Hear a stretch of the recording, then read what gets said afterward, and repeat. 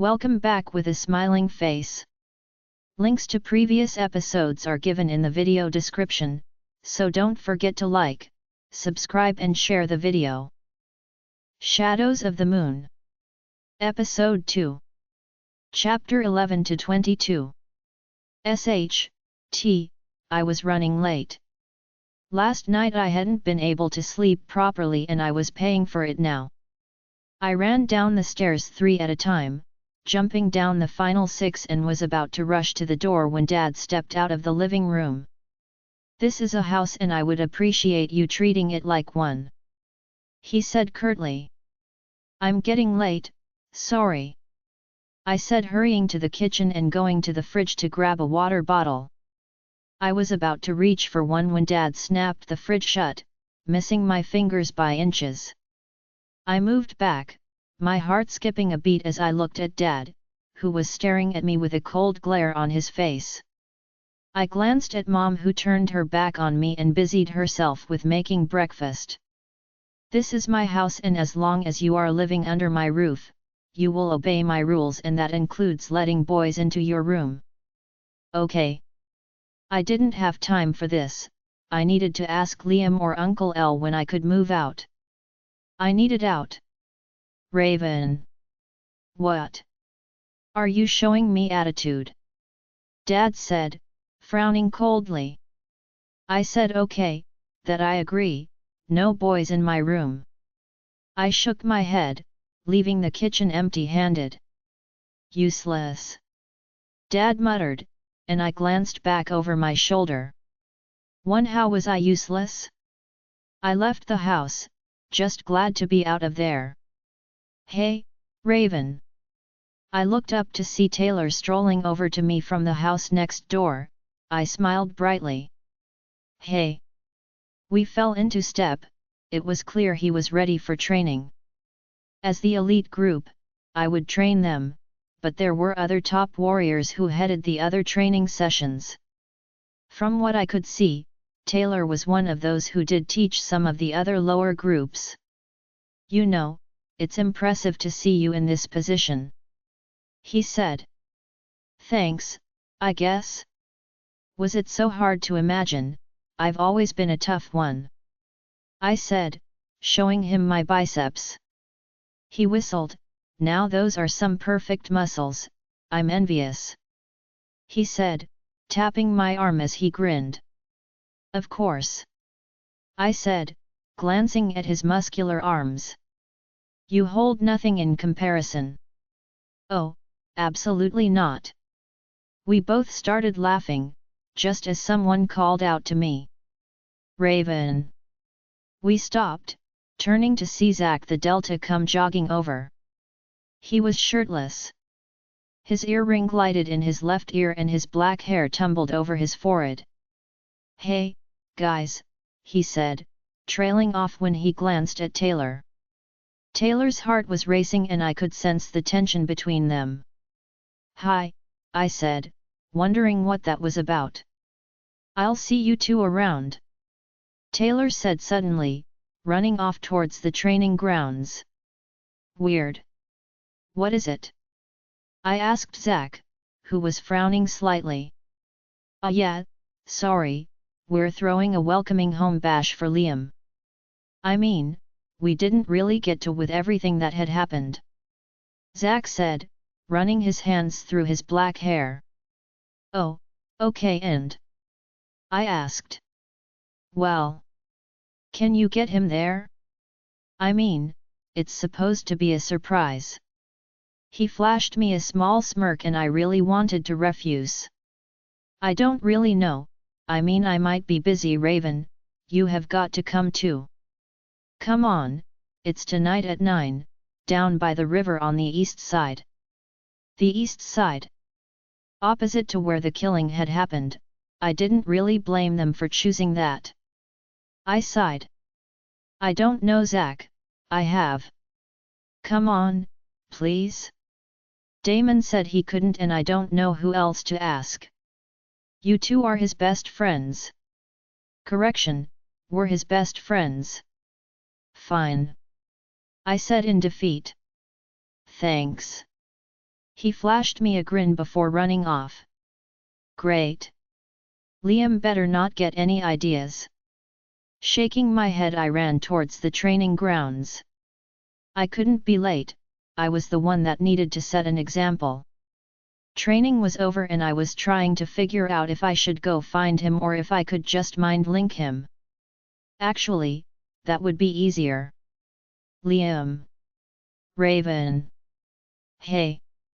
I was wondering if you know anything about what's happening with my place. I requested to see if there was a room in the pack house. Yeah, about that, there's room 3 on the 3rd floor, you can take it. Just pop down later to my office and you can grab the key. Oh okay, great. Anything else? No, I didn't know how to continue, so I left it. Maybe later, when it was time, I could just call him. Yeah, that sounded better. I had spent the day packing the last of my stuff, I was so ready to get out of here. I only had a few items left when I quickly decided to get dressed for the evening. I took out a black strapless bodysuit, black shorts, lace net tights and some leather slouch-heeled boots that reached just below my knees. I sat down and applied my makeup, finishing off with a dusting of highlighter. I looked in the mirror. My smoky black eyes and dark purple matte LP stick complemented my full look. Satisfied, I put on some black lace earrings and a choker necklace, then finally painted my nails purple. Okay, all done. I'm here to show everyone I am living my life to the best, I am not going to mope around.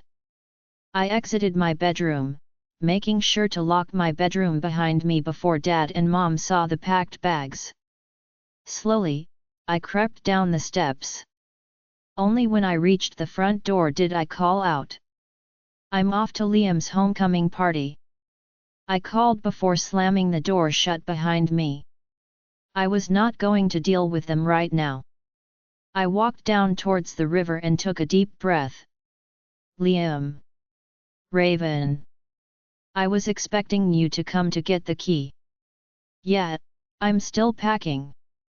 Maybe tomorrow or the day after. Look, there's something I need to show you down by the west side of the river. Could you come here? Is everything okay? His voice was cold, yet I could hear the touch of worry in it. Yeah, please come quick. On my way. There, my job was done. I continued walking along, soon the smell of pizza filled my nose and I smiled. Oh, they got pizza. Now that was more like it. I walked through the clearing just as Zach appeared. Liam with you? He's on his way.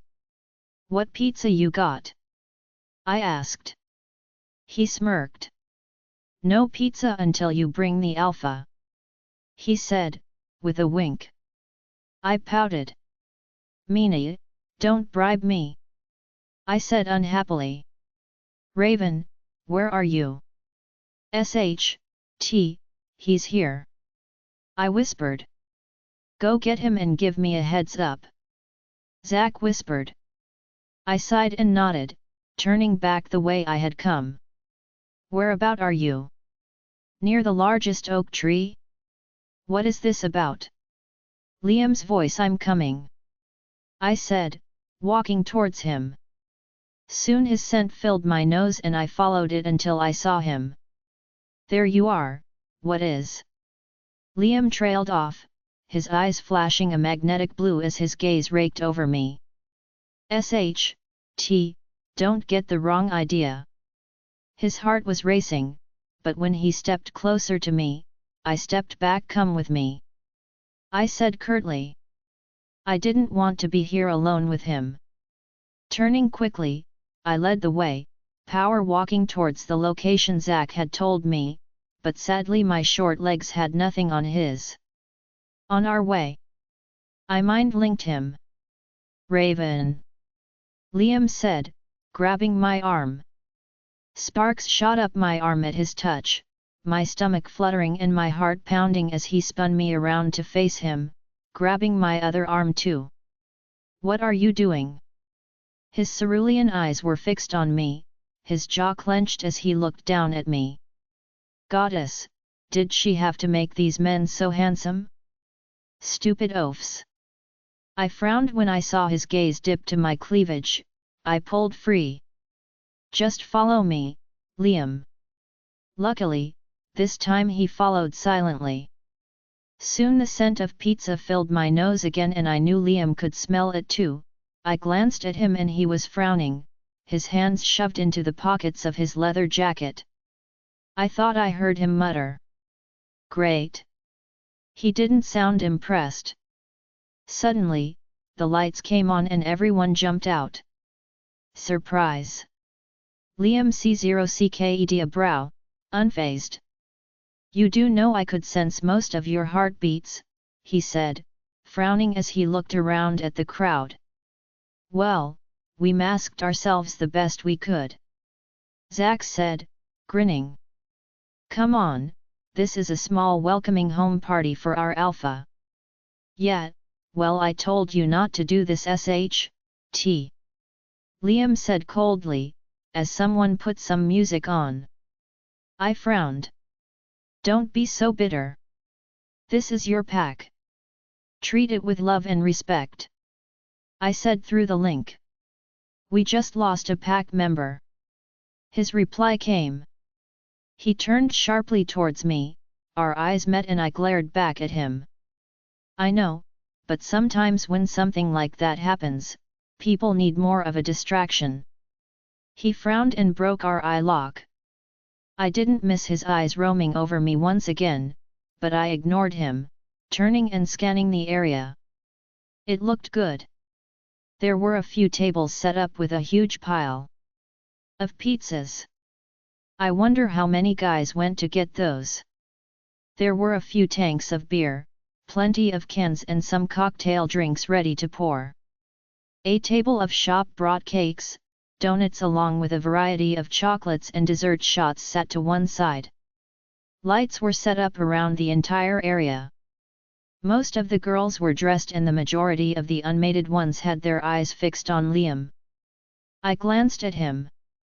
He was standing there frowning moodily as Zack said something to him. I looked around seeing Damon was sitting in the corner already holding a bottle of beer. Our eyes met and I looked away. I didn't need to see his guilt. The music was blaring loudly, everyone was beginning to talk or help themselves to the food. Well, this was the perfect time to help myself to pizza. Oh look, they had my favorite chicken one. I had just about grabbed myself a large slice when someone tapped my shoulder. I spun around like a thief caught stealing and stared at the taller woman, one who I wasn't expecting to see. A sharp stabbing pain rushed through me, and I won't lie, it really hurt. Hey, Robin said. She looked gorgeous in a fitted black dress that hugged her curves perfectly. Hi. I replied, my heart aching when I remembered Damon's words from last night. Can I have a word? She asked softly, and I wondered why she was keeping her voice low. Sure. I said, wondering what this was going to be about. I closed the pizza box, biting into my pizza slice as we both walked away from the crowd. What is it? I asked, once we were out of hearing range. She brushed her hair back, ing her and colored L, P.S. I'm sorry. She said quietly. My heart thudded as I stared at her. What did she mean? She looked down, as if ashamed, before she looked up at me, guilt in her eyes. I'm really sorry. If I knew he had a mate, I would never have gotten involved. I'm really sorry. Chapter 12. Raven. I wasn't expecting that. No matter if she did know, I still wasn't expecting her to apologize to me. More than that, did that mean Damon had told her? I just want you to know we have ended things. She said, twisting one of the several delicate rings she wore on her fingers. I didn't know what to say, our situation as a whole, was a mess. I don't know why you two aren't together, but he is a really selfless, caring person. He'll treat you great. She smiled. Come on, I was the queen of fake smiles and I could see right through hers. She was in pain thanks to that dimwit, and here she was telling me that Damon was good enough for me. I felt sad for her. I know the mate bond played a part for me, but I also know that love without the bond existed. It was what I had felt for Liam for years. I was scared he'd find his mate. One bird to another, men are is. I said with a crooked smile. She frowned for a second before smiling genuinely. Oh! Robin Raven. I never even realized that. I nodded, biting into my pizza as she laughed. I guess they are is. She said wistfully. I looked at her. No matter how much it hurt, I was not going to be a bitch about this. Don't feel guilty, you didn't know. Besides, he had a lot going on. I said quietly. Thank you for being there for him. One, she nodded, although it doesn't make it right, it has been hard for him, especially with his mom's deteriorating health. What? What do you mean? Monica's mental state, she said, clearly seeming unsure if she should say more. I know Kiera had mentioned that she was getting more and more depressed. Suddenly, I realized that I wasn't completely in the right either. Sure, Liam left, Damon distanced himself, but when did I try? Did I try to talk to either of them? No, I didn't. I turned away, barely hearing her ask me if I was okay. I nodded, walking off into the woods. My mind was spinning. I know it hurt, seeing them both just pull away, but had I tried? No, I hadn't. I didn't really give Damon much time either, he had been going through a lot back then. Suddenly, the pizza slice in my hand wasn't so appetizing anymore. I walked away until the music was a faint hum, my mind spinning with so many unanswered questions. Sighing, I walked over to one of the large trees and sat down at its base, staring up through the branches at the crescent moon, slowly eating my pizza slice. What do I do? What should I do?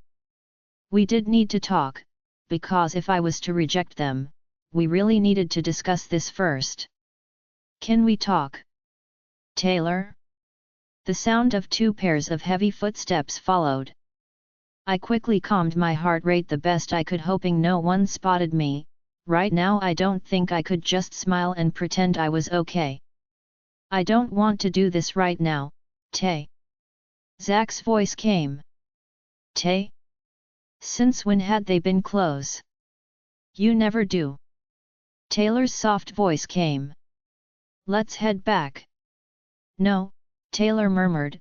Wow, he was answering back to the Delta? That wasn't like him. Don't tell me he was drunk already?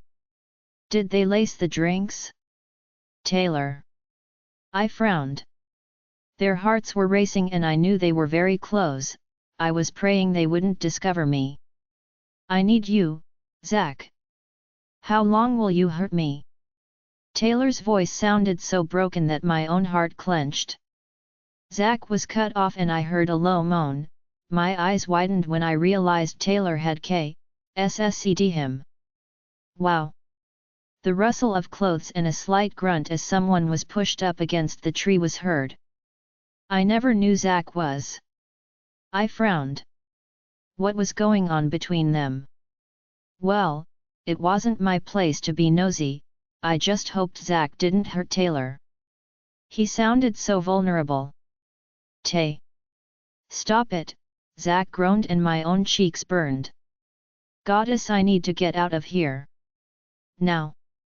I was about to creep away when Taylor's next words made me freeze. You're my mate, Zach, I want you. The pain and desperation in his voice tugged at my own heart. That pain. It was far more familiar than anyone would ever know. But unlike Taylor, who went after his mate, I wasn't that brave, nor did I have that confidence. Oh, why was this pack full of D***ck heads? I silently made my way away from them. It was clear they were keeping that a secret. Well, stupid Alpha, stupid Beta, and now we have a stupid Delta. I needed to decide what to do about my stupid mates, and it seemed Taylor had his own problems. I wish I could help him. Maybe I needed to talk to Zach?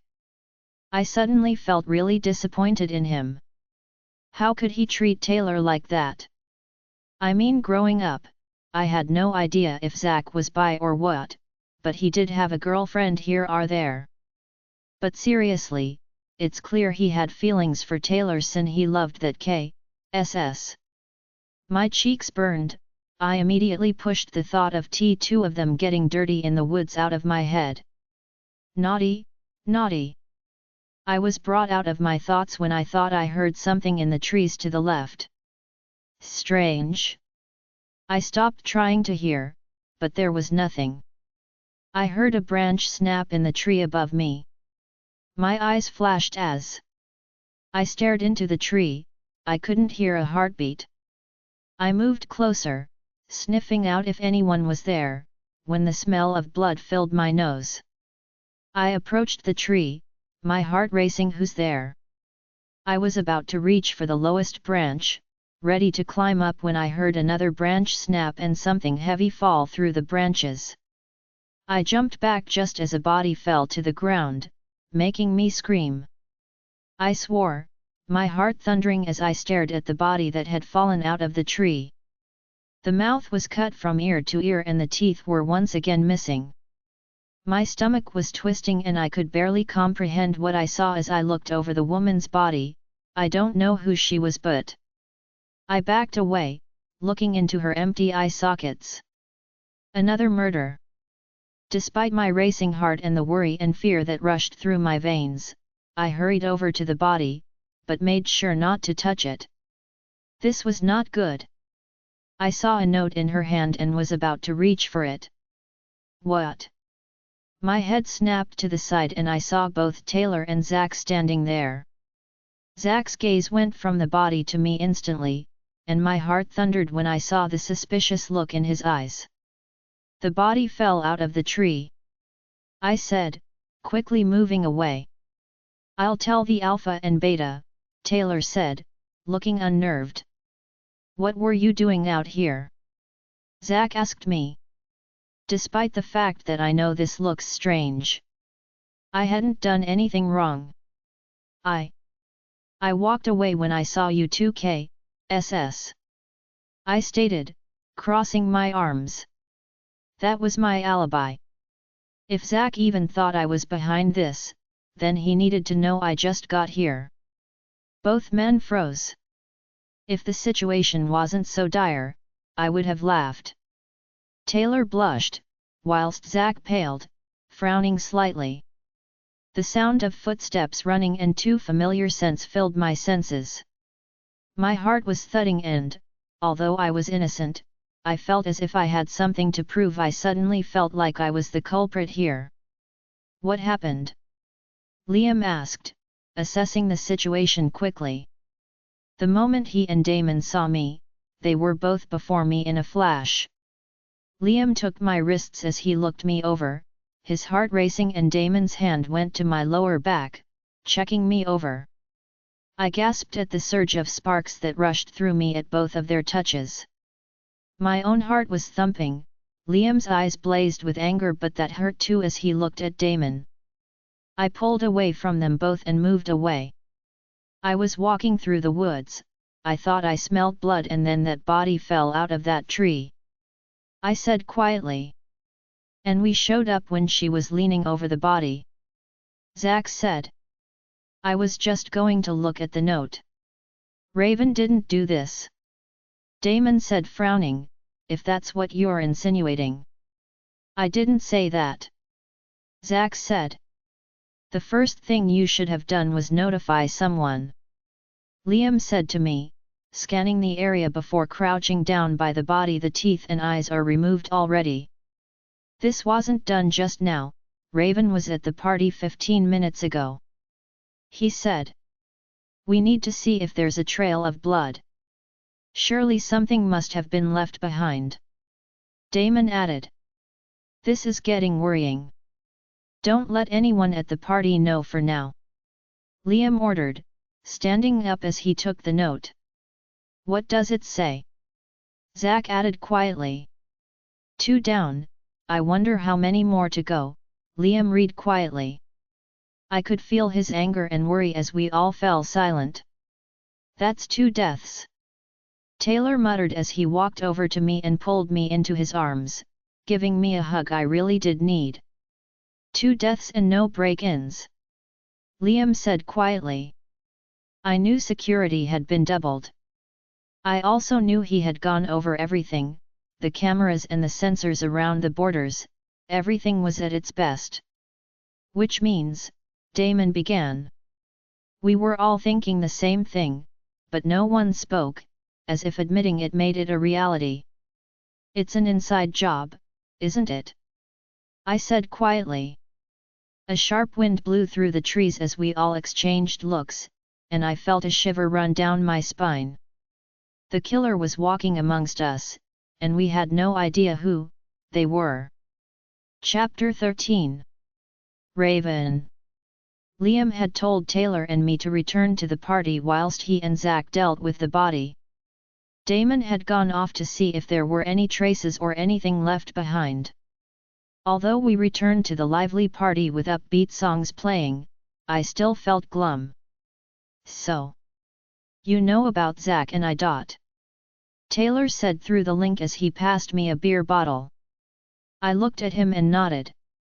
Why haven't you gone public or accepted the bond? I asked, unable to resist. Taylor looked pained, his eyes were fixed on a spot in the distance. Zack doesn't want anyone to know yet, he said he needs time. Well, even I was surprised that they were mates, but now that I knew, I could just see how perfect they could be. I stepped up to Taylor and hugged him tightly. I'm here if you need to talk. I know you have a lot going on, yet you're still smiling. Isn't that what you do too? He asked softly, looking down at me, concern clear in his eyes. My heart skipped a beat. I knew this was my chance to share my own problem, even if I usually kept it inside. I do, but I don't want to bother anyone. Besides, it's nothing new, the same old as you I guess. I found my mate, but thanks to certain issues, we can't be together. There, I said it. Oh, girl, I'm sorry. Taylor said apologetically. I shrugged. It happened 3 years ago, I'm just thinking of rejecting them now. Rejection will hurt. Taylor said, sounding pained. But is staying in this deadlock any better?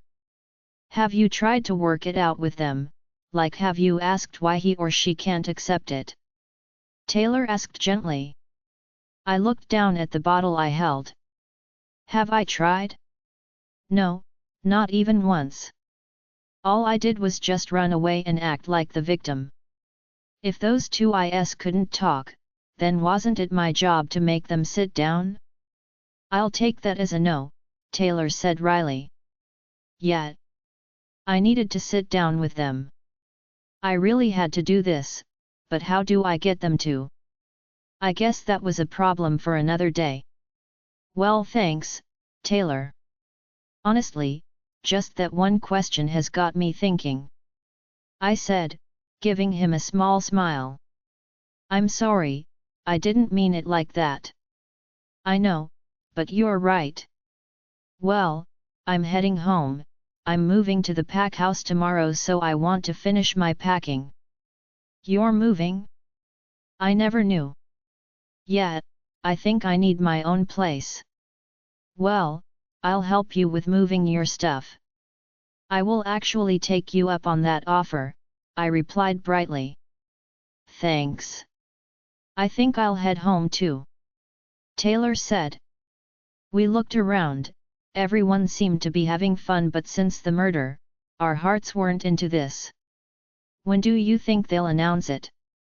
I asked quietly, as we walked out into the woods. My guess is as good as yours. He sighed deeply. Who can it be? Like, why would someone do something so twisted? I mused. I know, I don't get it. It's weird. We fell silent, trudging through the packed grounds until we reached our homes. Or in my case, Dad's house. What time tomorrow? Taylor asked. After training. Perfect, see you then. He gave me a salute before going over to his own house, and I slowly went to the front door. Sadly, I didn't have a key, but it wasn't that late, it wasn't even 12 yet. I did the door, I could see the living room light on, so hopefully, they'll be in.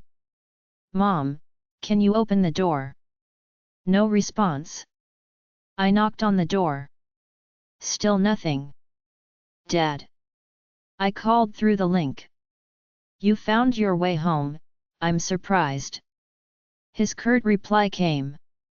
That was the plan, nice and early. I chirped lightly. He didn't reply, but the door was pulled open. He stood there, clenching his jaw. I stepped inside, stopping when I saw the pile of luggage thrown at the bottom of the stairs. What is this? That was my stuff. What does it look like? I see you were planning on leaving, so I just thought I'd bring your stuff down. Since you are in a rush to leave. Not once did you think to tell us. He spat. I shut the door slowly, frowning deeply. Still, to go into my room and just take my stuff out? I asked, looking at the suitcases, some that I hadn't even packed, and a few extra black bags that had my stuff in them. My anger only began to rise when I saw my teddy bears and plus highs just tossed in a pile at the bottom of the steps. My house, that bedroom that belongs to me. So where are you going? Dad asked, crossing his arms. I looked up at him and shook my head. I never should have even stepped into this house, that was my mistake. I don't need to tell you where I'm going. I said, about to go upstairs when Mom stopped me, placing a hand on my arm. I brought everything down. There's nothing up there. She said, pursing her lips. I frowned. So basically, they want me to leave ASAP? Fine. Raven, are you going to tell me where you are moving to? Or should I say with whom? I muttered, trying my best to stay calm, but the anger that was blazing within me was taking over. Excuse me? What did you just say? Dad growled. I said, PS off. Or are you deaf? I have done nothing, Dad. Nothing but try my best to be a good daughter. I don't even get why you hate me so much, Raven, don't talk to your father like that. Mom scolded lightly. Really, Mom? The one time I'm flipping speaking up for myself and you're telling me to stop? If you even told Dad once to stop this behavior of his, even once, I'd think you at least cared for me. But you never have, you always side him. He's my mate, and I am your daughter. I cried in frustration. How can they be like this? This is her appreciation for us, Kim, after everything we have done for her. Done for me? What have you done for me? Apart from telling me since I was a child how useless, annoying and irritating I am. I said, no matter how used to it I had become, it still hurt. You're ungrateful. Despite being a disappointment, I kept you under this roof. How am I a disappointment? Tell me. I shouted, no longer caring to keep my voice down. If it wasn't for you, my son would still be alive. Dad hissed, making my blood run cold. What brother? You are the harbinger of bad luck. Since you cast your shadow on this house, I have not seen one happy day. Chapter 14. Raven. Brother? I couldn't focus on Dad. I was confused. What brother? Useless, unwanted. Just leave, I don't want to see you here. I looked at Mom, who looked upset, but I didn't know what to make of it. What brother? I asked. Like you need to know. Dad spat. So, he wasn't going to discuss it. Fine. Okay. Don't tell me. I'm out. I said, grabbing the first of my 2 suitcases and carrying them out. Dad picked up the next 2 and tossed them out. I heard something break, and with it, it felt like something inside of me was breaking. Mom just stood there whilst Dad was just raging with anger. I never knew I had a brother, and clearly you guys don't want to tell me, so fine. But I do want to say one thing before I go. You said you lost your son because of me. I'm sorry for that, even though I have no idea what I have done, but I hope you do realize you are also losing the only child you do have. I said quietly. They were my parents at the end of the day, but I wondered, was there really not even 1 ounce of love in them for me? That won't be much of a loss. Dad spat, grabbing a few more of my items and throwing them out of the door. I moved out of the way just in time, or I would have been hit by one of the suitcases. What? A cold, dangerous voice spoke. My heart thudded when I felt the huge aura behind me. His scent hit me hard, but more than that, the anger in his voice terrified me. Clearly not only me, Dad looked like he had just seen a ghost. Alpha Liam, what is happening? Liam asked, his voice menacing, stepping forward as he looked at the bags strewn across the front yard. Raven's apparently leaving, aren't you? Dad said, his voice not even holding an ounce of venom.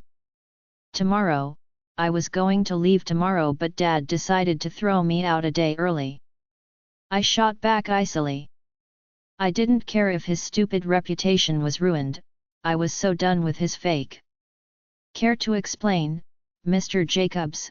Liam asked, his voice was so cold that I shivered. His anger was something I was still not used to.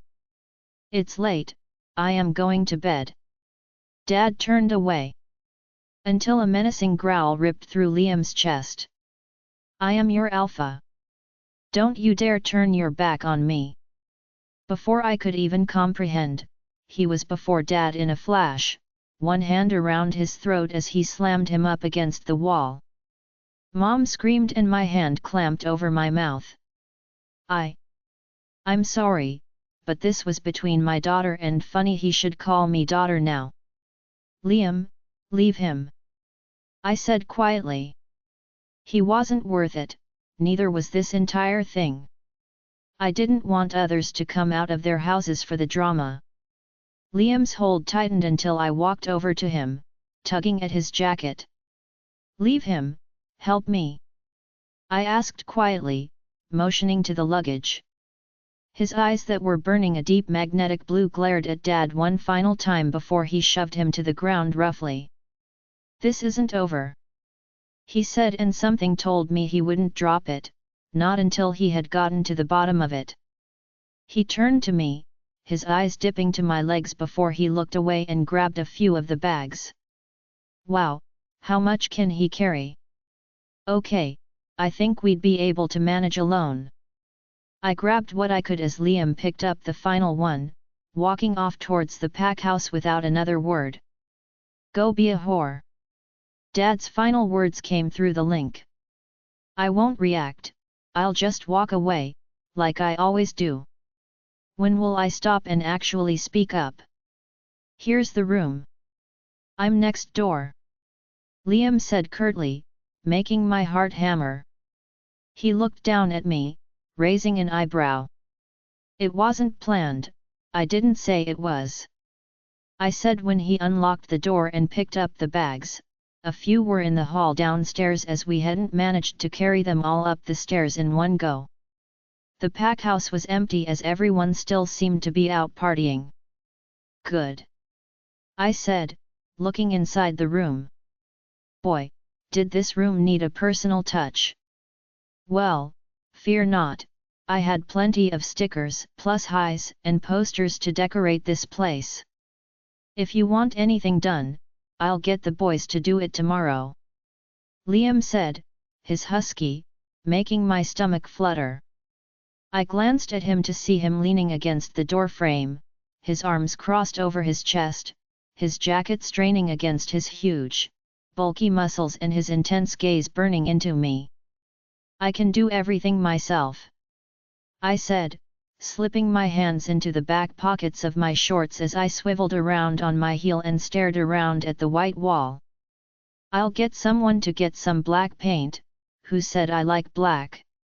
I asked lightly, despite how my heart was thumping. He raised an eyebrow. Don't you? Black and purple are your favorite colors, aren't they?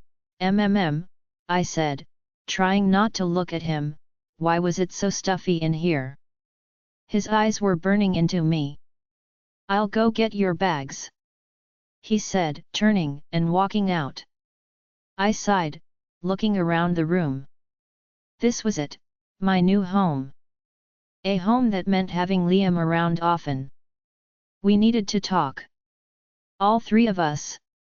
His footsteps and his intoxicating scent returned as he placed the stuff down just as I drew the blinds, scanning the room. It was a good size, bigger than my room at Mom and Dad's house. What is up with you and your dad? Did something happen? He asked, and I could sense the anger in his voice. No, nothing at all, Dad was just being Dad, I said lightly. The same way he's been for the last 20 years of my life. Liam. Can I ask a favor? I asked quietly, turning back to him. Sure, he said, shoving his hands into his pockets. I walked over to him, my heart thumping as his eyes trailed over me. Don't look at me like that. Like I mean so much to you, when I don't. I hated how my core throbbed under his gaze, the way my heart was pounding and the urge to be in his arms consumed me. Can we talk? Like a proper talk? You, Damon and I? Please. I asked softly, stopping a foot away from him. As predicted, his eyes darkened and he clenched his jaw. Please, I said softly, stepping closer. I placed a hand on his chest, my stomach knotting at the sparks that coursed through me. I had heard of the power of a touch. I had also seen it firsthand with Uncle L and Auntie Red, then again with Kia and her Al. What's there to talk about? He asked quietly. Us. We can't carry on like this, I can't deal with this forever. We need to talk, tell each other what our issues are and find a solution, I said quietly. I wasn't sure if it was the alcohol in my system or what Taylor had said, but I needed to do this. My issue? My issue is that am I not enough? I would love you so much that you wouldn't need another. Is Selene trying to say I alone am not enough? Sadness and pain washed through me, I could see the pain in his eyes. He removed his hands from his pockets, gripping my waist, making me gasp. My heart thudded as I placed my hands over his. But it was his next words that threw me off completely. Tell me, bit-size, wouldn't my love be enough? I know I've done nothing to prove myself for the last 3 years, but I've always loved you. Even now. Chapter 15. Raven. My heart pounded as I stared up at him, his words ringing in my ears. Liam loved me. Yes, although I had a connection with both him and Damon even before the bond, I had loved Liam for far longer. Until Damon's father had passed away. Then I began to spend that time with Damon and I realized he too was special. But now that the bond was there, I needed to do this the right way. Even if Damon had been able to move on in my absence, I wasn't him. I needed to discuss stuff first. It stung painfully. Liam. Can I ask you something? I asked, pulling out of his hold. He didn't reply, but I knew I had his attention. In the 3 years we were apart. Have you, I know we weren't together, but was there anyone? I asked quietly. I don't know why I asked, the fear that he may have, would crush me. I needed something, some sign that at least someone wanted me. My parents clearly regretted having me, my mates didn't seem to care, and Damon. Well, he had moved on in my absence. I needed just something. No, Liam said, but I saw the guilt in his eyes. My heart clenched painfully, the room was suddenly lacking air and I knew I didn't want to hear it. But I still asked, trying to remain calm. He looked away, swallowing hard as my gaze went to his Adam's apple. Goddess, he was so handsome. But instantly, I remembered the guilt he was feeling and I turned away. 2 years ago, a year after the time we found out we are mates, I got drunk at a mating ball that Dad wanted me to attend. My heart thudded. He was on about that night he saw me. What did he do? My chest squeezed painfully, but I still wanted to hear this. He walked over to me, cupping my face in his large hands. I took some pills to take the edge off the pain, and I know that isn't an excuse, but I saw a girl. I swear I thought it was you. She was just sitting there. I don't know what overtook me. I ssc'd her. But I promise you, nothing more happened. When I realized it wasn't you and just the drugs in my system, I walked away. I was stunned, unable to move or speak. That night Liam thought I was someone else. I felt a surge of relief. He pushed me away because he thought I was someone else. The urge to tell him that it was me was on the tip of my tongue, but I held back. No, we needed to do this together, all 3 of us. Thank you for telling me. Good night, Liam, it's been a long night. I said softly, tugging out of his hold. Plus night. He said quietly, a frown on his face and that coldness surrounding him once more. He left the room, shutting the door behind him. I went over and locked it. Liam doesn't even know he ssc'd me that night. Goddess, why was this all such a mess? The following day, training went by without a hitch. Taylor asked if everything was okay. Apparently his mom had heard some noises and I was assuming she saw what took place. I told him I left early having a little argument with my dad, but what kept niggling my mind was this brother of mine that I had never ever heard of. Surely Auntie Red or Aunt Angela must know something. I had come home to find 3 of the pack warriors in my room painting the walls. 3 walls were a grey lilac, with 1 wall a deeper purple. This was totally Liam's doing, but did I find it cute? Yes I did, but it didn't mean everything was forgotten. Knowing that my room was being hogged by those decorating, I decided to sit down in the lounge and order some items for my room. I needed bedding, curtains, and a few other bits and bobs. The lounge was huge.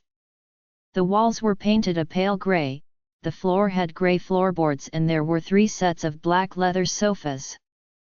Updated by jobnib.com, visit for more free novels. A huge TV was on one wall with a choice of several movie apps already there for anyone to watch what they wanted. To one side was a few bookshelves with many books on them, and where I was sitting, there was a coffee table in the middle. Soft teal rugs were in front of the sofas and under the table. A mix of colored cushions scattered across the sofas, in ochre, teal, and navy. The curtains were navy and the windows were open, letting in a pleasant breeze. A few she-wolves were sitting in the corner near the bookshelf chatting and doing something with their hair. I was busy browsing, when Auntie Red mind linked me. "Raven, I hope I'm not disturbing you." "Oh, not at all," I replied cheerily. "Well, we are having dinner tonight, and I want you to come." "Dinner? Who else is going to be there?" "Oh, just family," she replied. "Okay, want any help with cooking?" "Not that I can cook," Auntie Red laughed. "No, just bring yourself, say 6 o'clock. "Perfect, see you then." My fingers paused on the iPad screen. Liam would be there. I don't think I was ready to be in the same room as him with Auntie Red and Uncle L around, but there was no reason to refuse. Growing up, that had been my home, where I felt happy, so why should I shut them out?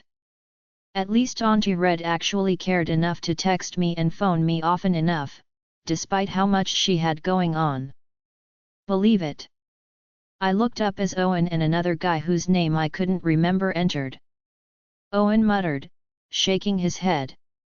Both stopped talking, noticing me.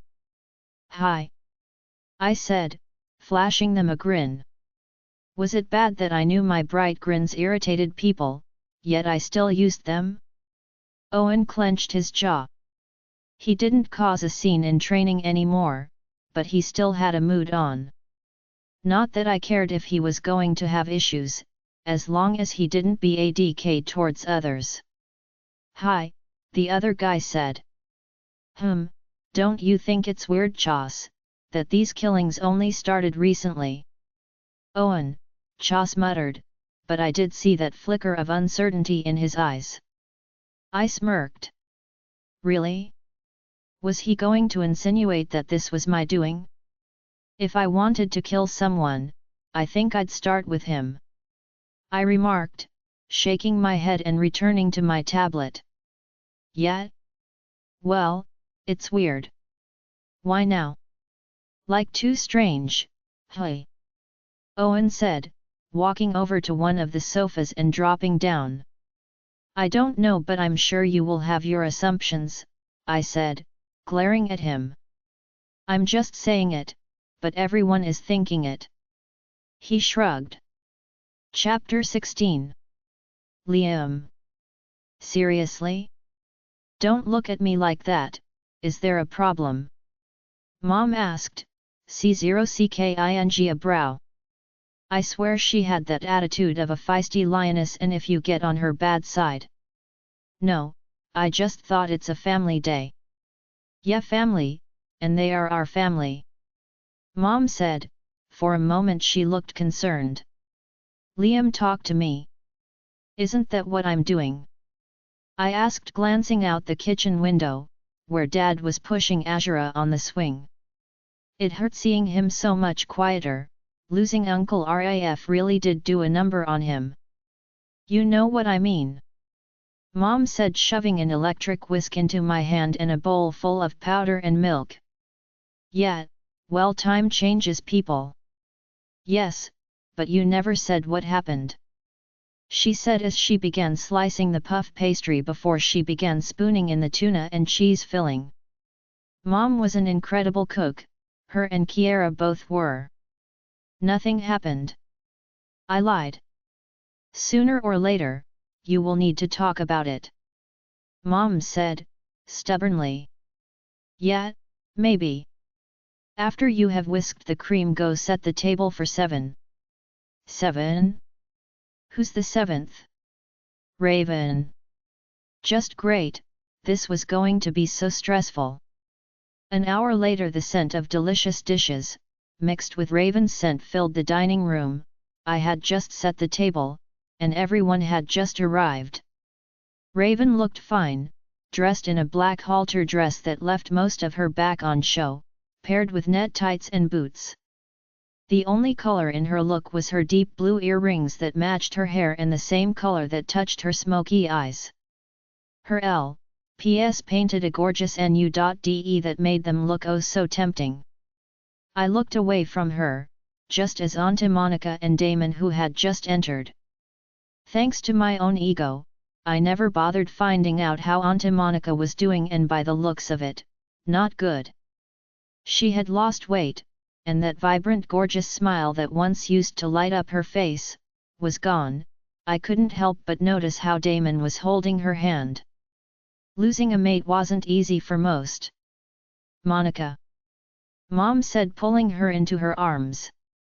"Scarlett, you shouldn't have," Auntie Monica murmured, giving Mom a weak smile. "Hey," Dad said before hugging her. "Hey guys," Damon said with a small smile, glancing at me and Raven. "You look great," he added to Raven, which only made jealousy flare up inside of me. "Thanks," Raven said smoothly, but I didn't miss the way her heart was racing. We all sat down with Dad at the head of the table, Mom on his right, with Azura between Mom and Auntie Monica. To my irritation, Damon took the seat opposite his mom and Raven sat next to him, which annoyed me, and I got the last seat next to her, with Dad on my other side. "Well, did you ladies have anything planned for the weekend?" Dad asked, his gaze on Auntie Monica, who sat silently. "Me and Monica are going for a manicure," Mom said.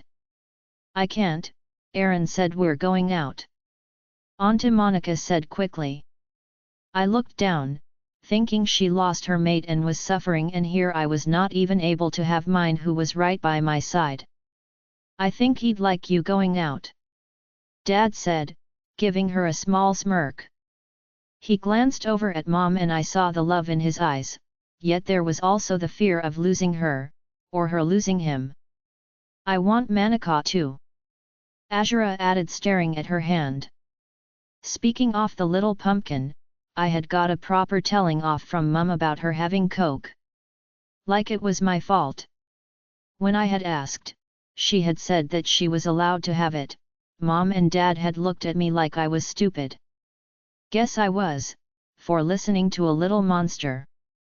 "My baby can come too," Mom said, kissing her head as she placed a pastry on her plate. "I heard you moved to the pack house, Raven. How is it so far?" Dad asked her. I glanced at her. She was so tiny that I really wondered how she had been paired to Damon and I. Like how even that worked. I think one man was more than enough for her. "It's good, my room was painted today, and I ordered some curtains and stuff, so it's going to feel like home super soon," she said brightly, crossing her legs. My gaze dipped to her, and really was it so wrong to admit that I wanted to run my hand up those? She may be tiny, but she had meat in the right places. "Sorry to change the topic, but with everything that's going on, what's your take on it, Uncle?" Damon asked, glancing at Azura, who was eating a potato croquette like there was nothing more fascinating in life than food. Dad sighed. "I don't actually know, it's rather baffling, the notes, the way it's done, no scent. I mean, if we think it's internal as Liam suggested, we could go down that path, but it might rile the pack," he said, clearly reluctant about my proposal. Damon glanced at me. "Okay, so I haven't told my beta my idea." "Who cares?" "What idea?" Damon asked through the link. "To put everyone under Alpha command and question them." "What do you think of his idea anyway?" Dad asked. "What is the idea?" Raven asked. "To question everyone under Alpha command," Mom said, frowning with concern. Raven's heart skipped a beat as she looked at me. "Liam would have to be the one to do that. If you put your pack through that, it would be damaging," Damon said quietly. "Putting everyone to trial would really hurt them, not to mention they will feel betrayed and that they are being accused." I clenched my jaw. And you just recently took that position, Dad added. Exactly, Damon murmured. Yeah, well then how about we let them carry on and let another few get killed, I said glaring at him. Liam. Mom said warningly, looking between me and Damon. The tension in the room was thick, and Dad glanced between the two of us as well. What is wrong with you two? He asked, frowning deeply. Nothing. We both replied in unison. Mom C0CKED a brow and Auntie Monica looked at me suddenly. Damon will be a good beta, he is a good beta just like his father. She whispered before looking away. Guilt rushed through me, I don't want to hurt her. Mom reached over giving her hand a gentle squeeze. He is a good beta. Dad said firmly, now turning to me. And I would expect you to work alongside him. I don't know what happened between you two but I want it fixed. The table fell silent and Azura gasped. Daddy said a bad word. Daddy needs a spanking, Mama. Just the way he said he's going to spank you the other day. Kill me now. I did not need to know that. Chapter 17. Damon. The tension that had built vanished the moment Azura spoke, replaced by shock. Everyone had frozen, Auntie Red's cheeks burned, a rare sight actually, but Uncle L simply smirked. A small giggle from Raven made me glance at her. Although her cheeks were flushed, she was finding this amusing. Yeah, it doesn't work like that. Uncle L said pointedly to a very confused Azura. And you two need to be careful, there's a kid in the house. Liam muttered. I'll remind you of that when your time comes. Auntie Red shot back. That made Liam tense and Raven's heart skip a beat. I mean it, I want you both to sort your SHT out. This pack needs their leadership united. His voice came through the link. I knew we both could hear him. Understood. I said, making sure Liam could hear too. I wanted to sort this SHT out, I really did. I glanced at Raven. She looked hot. There was something about her. Although she was 21, she was a tiny thing. I won't lie, there were definitely things that I wanted to do to her, but I knew I had no right to even think that right now. When I grow up, I'm going to be Workoala. Azura stated. You can be anything you want, baby girl. Auntie Red said, smiling down at her.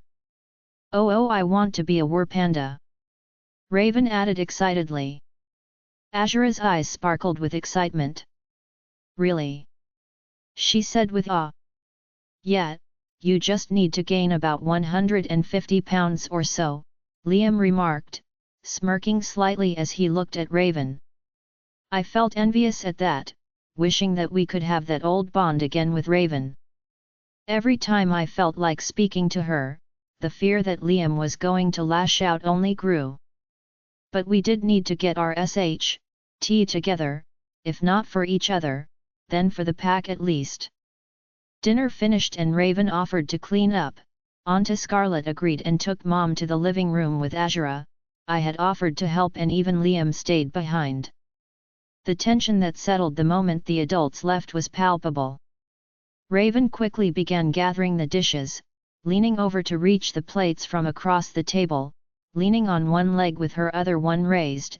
If you are done perving at her. Liam's cold voice came in my head. She's my mate too. Funny you remember her now. He shot back. I didn't reply, not wanting to cause even more drama. We headed back to the kitchen, and Raven began emptying the dishes into the bin. Who's washing? She asked. Didn't you offer? Liam asked, cocking a brow. She frowned. Yeah, and so did you too. So, Liam you wash, Damon, you dry, and then when we're done, let's talk. She said. The dreaded words, let's talk, that sh.t ain't good. Not that there's much to talk about. Liam muttered. Raven shot him a glare and I hid my smirk. She was a tough one, like Grandma Amy used to say she was a tough cookie. She really was, small and sweet, but a tough one. You heard the woman, get washing. I said lightly, smiling ever so slightly. Shut it or I'll shove your face in the sink. Want to try it? I shot back, he was seriously being a now. Can you two not do this? Raven said suddenly. We both looked at her and the hurt was clear in her eyes as she held the dishcloth and spray to clean the table. You keep acting this way, but it just makes me feel like sh.t, knowing I'm the reason for you to being at each other's throats. Fix up boys because I swear, I'm so close to being done. She shook her head, turning and stormed out of the room, leaving us both feeling guilty. She isn't wrong. We do need to sort this out. Now that we're all back, we need to come to an agreement. So what? Tell me, how will we decide what's going to happen? I want her, for myself, I don't share. He said coldly, his eyes flashing with anger. I know, but what about what she wants? I said quietly. It hurt knowing I was the inferior one. She can choose. The bond will hurt for a short while, but she'll get over it. He said quietly. My stomach twisted and I looked at him as he began washing. So you are okay with her experiencing pain? Liam. Do you hate me that much? He paused, clenching his jaw, before continuing to scrub the dishes. No. I don't hate you, I hate this situation. She is the one girl I always wanted, Damon. You got your sh.t on with Kia, then Robin, and goddess knows who else, but I want just her. I am an alpha. Sharing isn't in my nature. It's almost as if Seleni's making a mockery out of me. Yet, share your Luna with your beta, that's some messed up sh.t. The mate bond is meant to be between two souls, there's no space for a third. His voice was cold, and if I already felt like the third wheel, then I felt even worse now. Yes, there had been a connection between Raven and I, but what Liam felt for her had probably been more. However, now that the bond was there, I couldn't even reply. I felt like sh.t, I suddenly didn't even feel worthy of anything. I kept my gaze down, drying the dishes silently, thinking of all the crap that was going on. I heard footsteps. Raven was back, glaring at us both. She went to the fridge and took the milk bottle out. Do either of you want a drink? She asked coldly, or what was her best version of a cold tone. I'll have a latte. Liam replied. No thanks, I added quietly. Can you even make hot drinks? Liam asked. She shot him a frosty glare. Yes, I can. Okay, good luck. Liam definitely did not sound reassured. She got about to making the drinks. The kitchen had just been cleaned and I wondered if we were actually going to talk. She was about to carry the tray of hot drinks to the lounge when the doorbell rang. Who could that be? Raven asked. I'll go check. Liam muttered, leaving the room. Raven placed the tray down, walking over to the door. I followed. Her scent and the way her bare back looked. I turned away, feeling that hole inside only grow. The front door opened to reveal none other than Alejandro carrying 2 car seats. Behind him was Kiera holding Dante's hand. The king smirked coldly as he looked at us.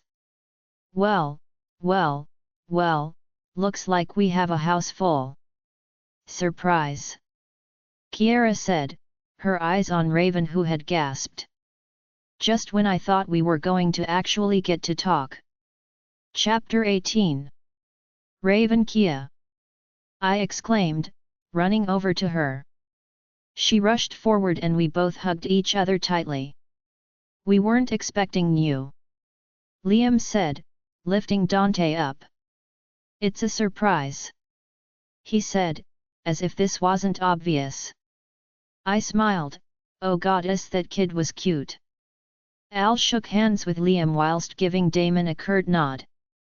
I had video called Al after his brother had passed away, but I didn't go, knowing they needed time with both their own families.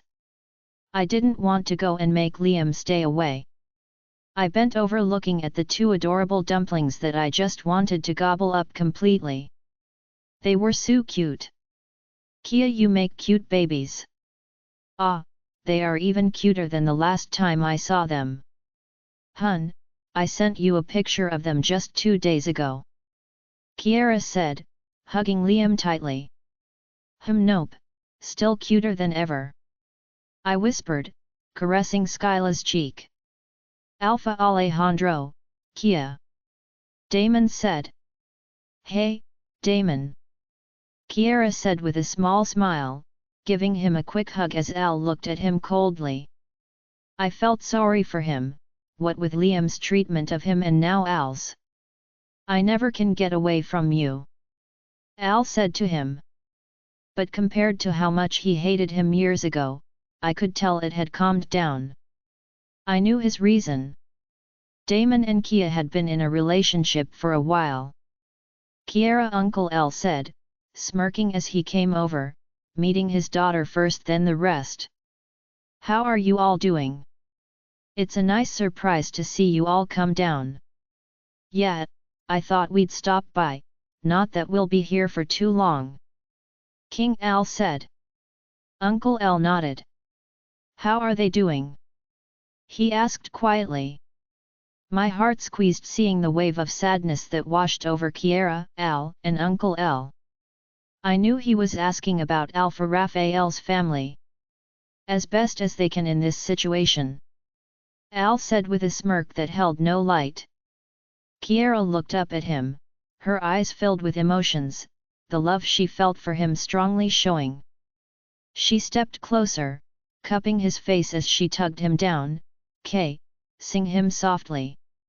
Gosh, if you wanted a perfect hot couple, it was these two.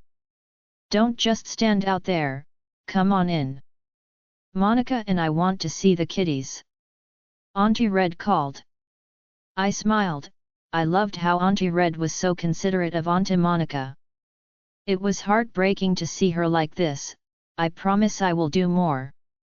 I will, I don't care what happens with me, Damon or Liam, but I will try to do more for her. I headed back to the kitchen to make some more hot drinks. Kia followed me after meeting her mom and Auntie Monica. So how is it being back here? She asked. Okay, I guess, I said. I wasn't sure if they knew about the murders. They had enough going on, so unless Uncle L or someone told them, I won't mention it. Still nothing? She asked softly as I poured some more milk in to make something for them. Nope, nothing. So do you guys want food first? I didn't want to talk about my issue. No, we ate on the way, a hot drink is fine, Kiara said as she took out 2 mugs. Things will get better. I'm sure they will, I said, smiling at her. I still wanted to ask someone about my brother, but I guess it was going to have to wait. The evening passed by with everyone just sitting and chatting. Dante and Azura played together, although Dante was a little bossy, and when Azura refused to listen, he just got angry. He also told Azura how he was a big boy and she was a baby, which only angered her even more. What can I say about these 2 alpha-blooded children? The twin Cease were happy, although Catalia cried a lot. Skyla was a little more calmer. They both did settle down and enjoyed the constant being carried. They were passed around, and even Auntie Monica looked a little more cheerful. No one mentioned the murders, and when Kiara got up to put the kids to bed, Damon also said he and Monica would be heading home. Uncle L gave him a small nod before telling him to be careful. If you need anything when it comes to Auntie M, I'm here, even if it's just to spend some time with her if you're busy. I said through the link, glancing at him. He wasn't alone, he had us all. I wanted to make sure he knew that I would be there for him too, even if I was 3 years too late. Thanks, Raven, his reply came. Was it me or did he sound sad? I better head home too, I said, standing up and picking up the dishes.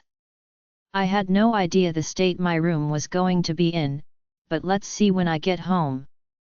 Okay, take care of yourself, Auntie Red said, giving me a smile as she too picked up Azura.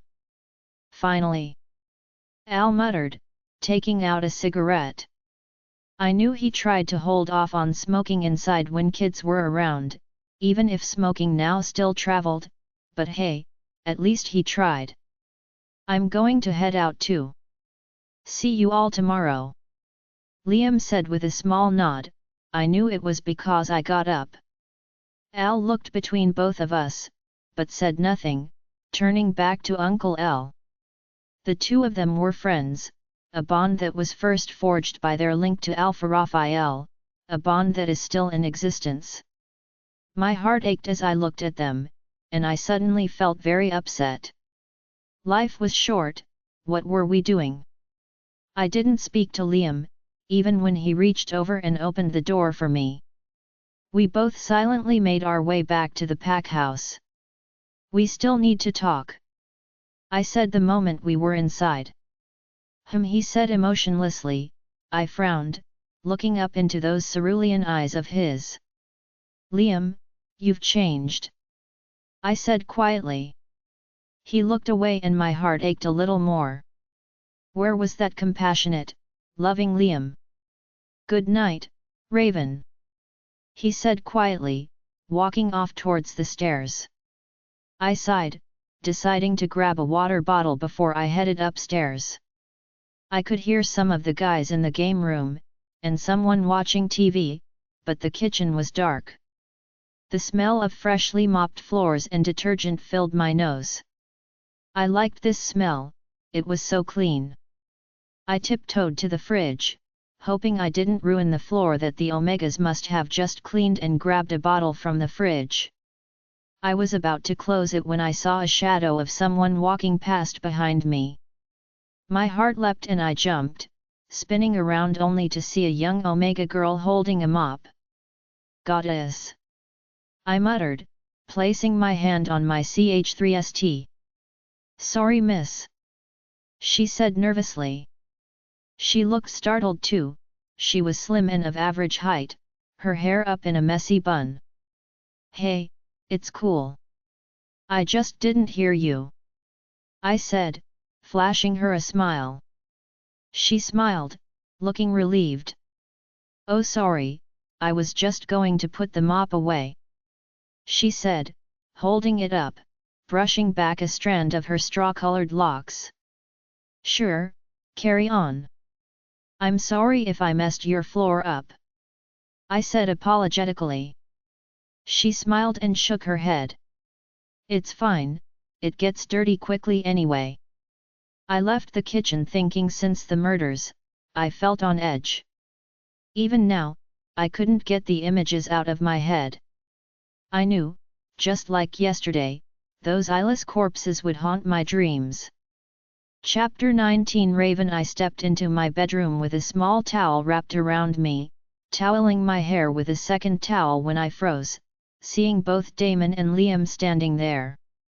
Arms crossed, both shirtless, their gazes fixed on me. My heart was racing as I stared at them. What was going on? What? My words died on my lips when they both approached me. Liam pulled me close, sending sparks rushing through me. Those were only heightened when I felt the heat of Damon's body behind me. I gasped. What was happening? Don't think so hard, beautiful, relax, Liam murmured. Reaching down, he threaded his fingers into my hair, tugging my head up. I sighed softly, feeling Damon's hands. My cheeks heated up, unable to comprehend. Both men closed in on me, caging me between their muscular bodies. Goddess! The pleasure that was coursing through me was dizzying when suddenly, someone was knocking on my door. Go away! Raven! My eyes snapped open and I jolted upright in bed, my heart pounding. I looked around my room. My cheeks were burning, my entire body was tingling. Oh, goddess! I burying my face in my hands, mortified. I just had such a dream. I mean, I don't even have a bathroom here. Ugh, why hadn't I realized it was a dream? Raven! Wasn't that Taylor? What? I called out, still sounding breathless. There was no training today.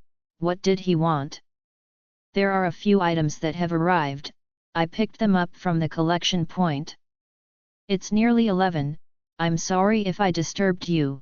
Oh no you didn't, it's just on my day off I like to sleep in. Just leave them outside, I mumbled. Okay if you're sure girl. Thanks. The smell of my AR-0USAL was in the air, so I was not going to let him in here. This was mortifying.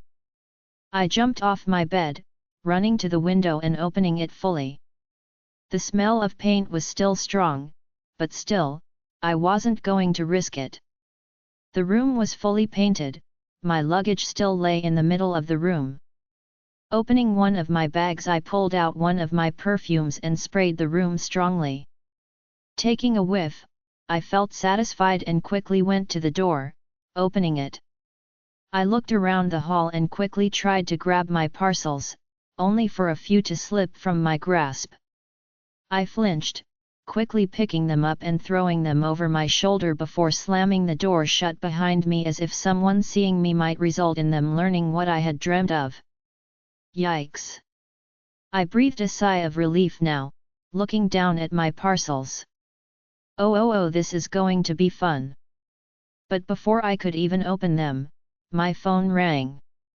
Going over, I looked at it to see it was from Kia. Hey, baby girl. I answered. Hey hun, hope I didn't disturb you. No, not at all. I just woke up. I said, my cheeks burning from the reminder of my dream. What would have happened if I hadn't woken up? Great. Well, I have told mom and dad to take some time off and that I'll manage Azura for the night. Sue, I was wondering if you want to come spend the day with us. Is that even a question? Of course I will. You can't get rid of me when you have come to our pack. I said, smiling. Well, pop down whenever you can, I'm making brownies too. Oh, chocolate brownies, I loved chocolate, and Kiara's cooking was to die for. Hanging up, I looked at my parcels. I guess I'll open them tonight. Bending down, I opened my suitcase and chose an outfit before rushing to the bathroom. An hour later, I was carrying 3+ highs and a Batman action figure as I made my way downstairs, planning to head to the Westwoods home. I hope they liked these. I smiled at the alien +highs I was holding. They were so unique and cute. I was dressed in blue jeans, an oversized black top and boots. My hair was pulled up in a messy bun. I was excited to spend the day with Kia. I stopped on the stairs, spotting Liam making his way upstairs. He stopped too and our eyes met. My dream from earlier rushed to the forefront of my mind and my cheeks burned once again. I quickly looked away. Oh goddess, send him away. Are those for the bin? I frowned at that, looking at the +highs that I had chosen with such thought.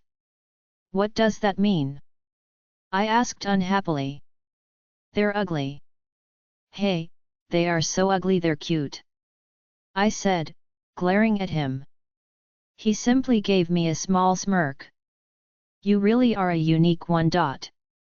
He brushed past me, on purpose, making sure his arm light knocked mine and sending a flurry of tingles through me. His scent filled my head and I felt dizzy for a moment until he was gone.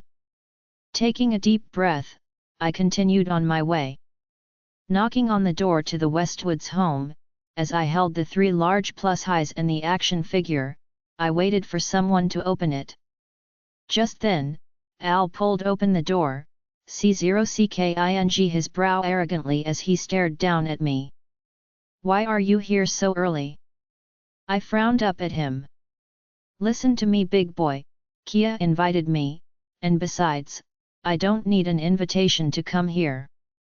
I tried to push past him, only for him to clamp one of his hands on top of my head and actually lift me off the ground, dropping me back outside again. He smirked coldly. Don't test me. Now, how about you ask nicely? He folded his arms and I glared at him. Kia. Al is being a bully. Baby, Kiara's soft voice came, and I heard her approach. I cast Al a dirty look, but he simply turned when Kiara reached us and pulled her into his arms. I hope Kia remembers what he did after he's used his charm. I pouted unhappily before smiling brightly and snuck past them, rushing into the lounge where the 2 babies were sleeping on the sofa while Azura and Dante were sitting on the floor playing with blocks. Babies! I exclaimed, look what I brought. Azura looked up curiously, whilst Dante simply rolled his eyes, ignoring me. I pouted, a Rossi to the core. Zuzu, look, which one do you want? I asked, holding out the 3 plus highs as I crouched down. She came over, pouting thoughtfully as she stared at the 3, before taking one and examining it. I smiled, watching her as she placed that one back in my arms and took a blue one. This one? She said happily, thank you, Waven. Ah, you are welcome, my baby. Yes, Azura baby, Dante snickered, making me shake my head. I know, baby. Azura retorted, walking back to the blocks. She purposely stepped on Dante's tower of blocks. Azura! He shouted, picking up a block and was about to throw it when Kiara grabbed his wrist.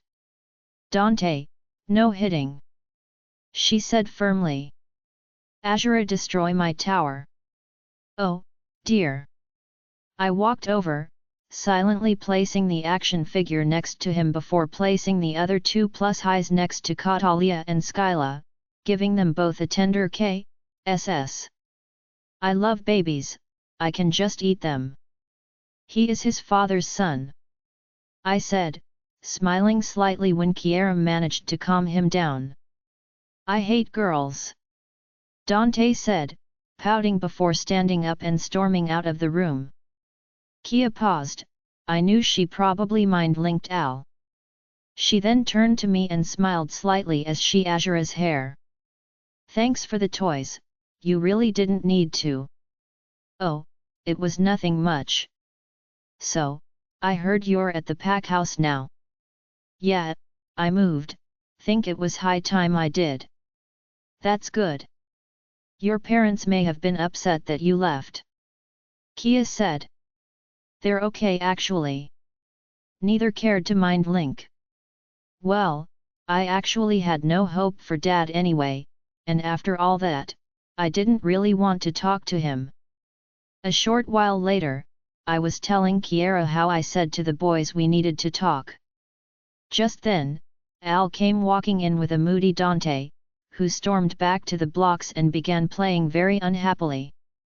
Al took a seat behind Kiara, who was on the floor next to Azura, threading his fingers together as he leant forward, his elbows on his GHS.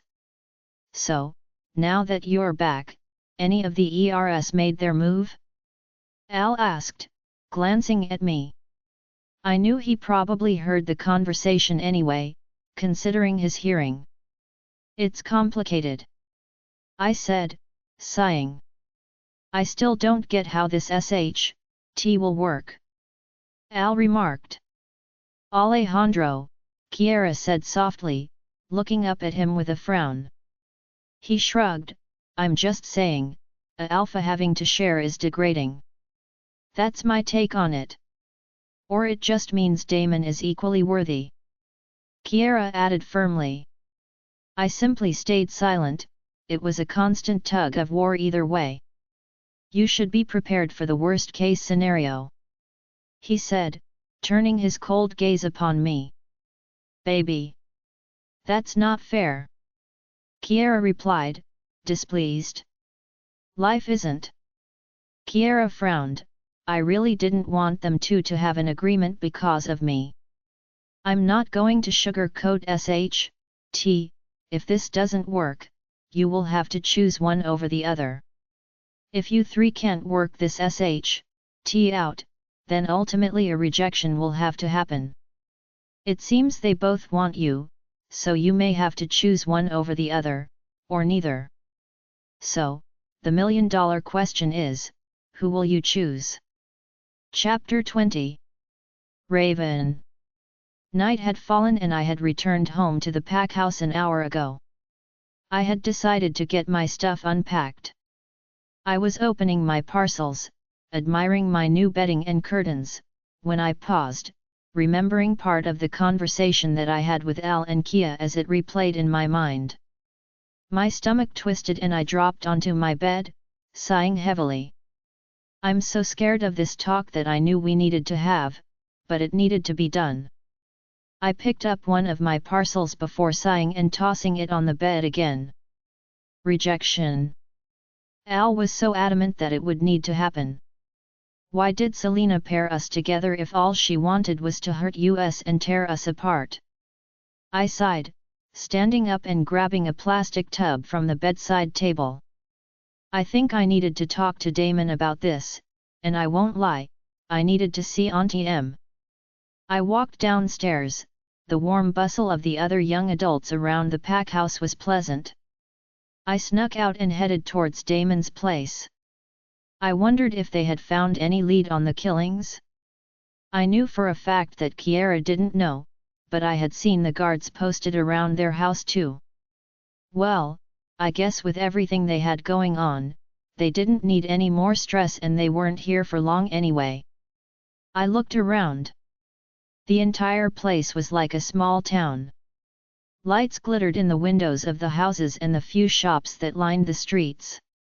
There was the odd person walking around, but one huge difference that I noticed was that there were no children out and about.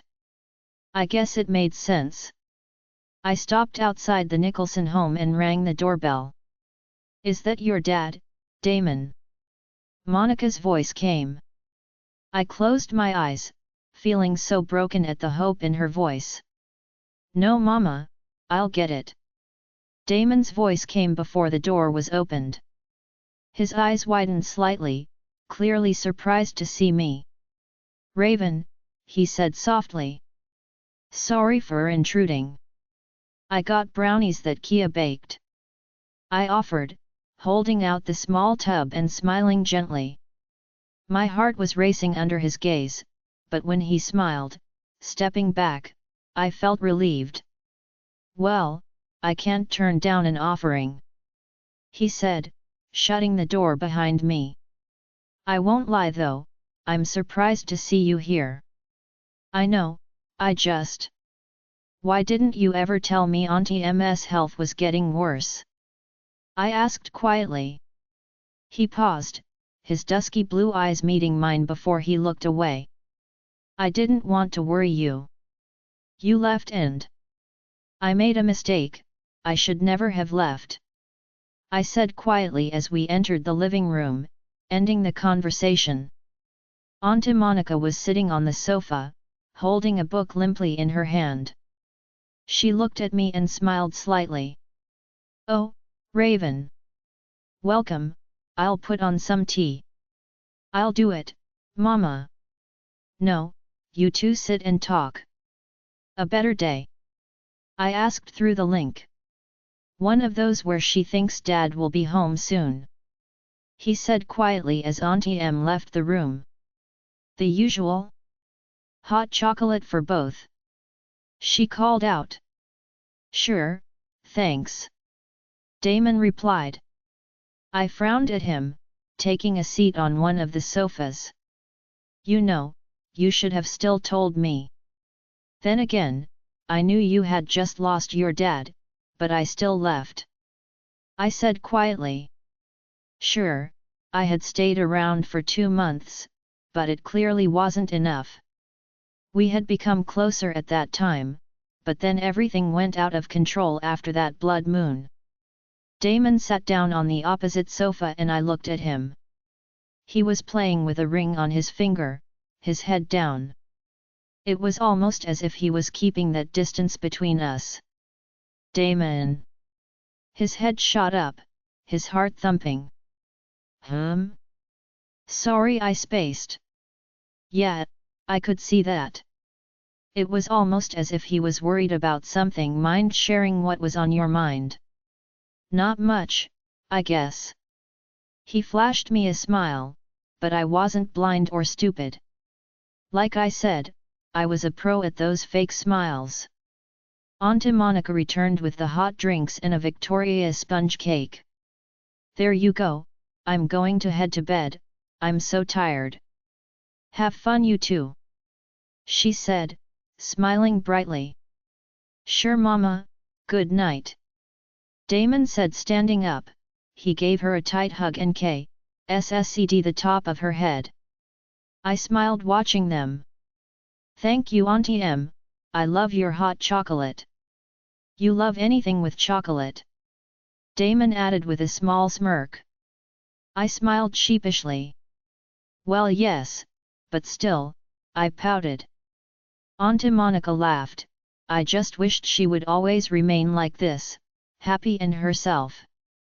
But it was just thanks to the illusion that her mate was alive. She left the room, closing the door behind her as Damon sat on the sofa a few feet away from me. Picking up the TV remote, he put a random movie on. I knew it was so a tense silence didn't fall between us. A typical Damon move. So, want to share exactly what's going through that mind of yours? I asked. He glanced at me, before placing a slice of cake on a plate for me.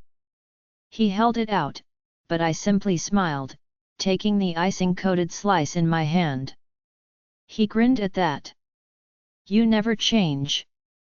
Nope, and you shouldn't either. So, how about for one evening you forget I'm your mate and talk to me like a friend? I said, biting into the cream-filled cake, ing my PS to remove the layer of icing powder that coated them. Not missing how he swallowed at that, I looked away. I thought we are doing that already. He sidestepped. I raised a brow, tilting my head.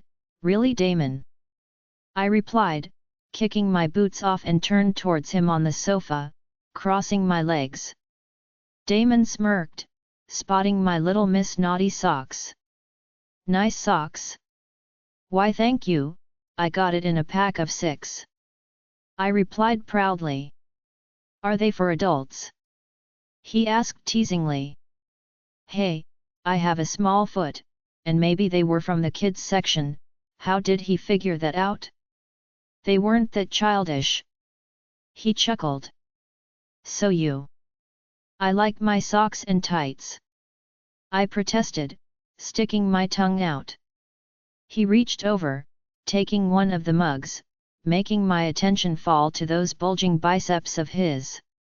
These boys for having mighty fine bodies.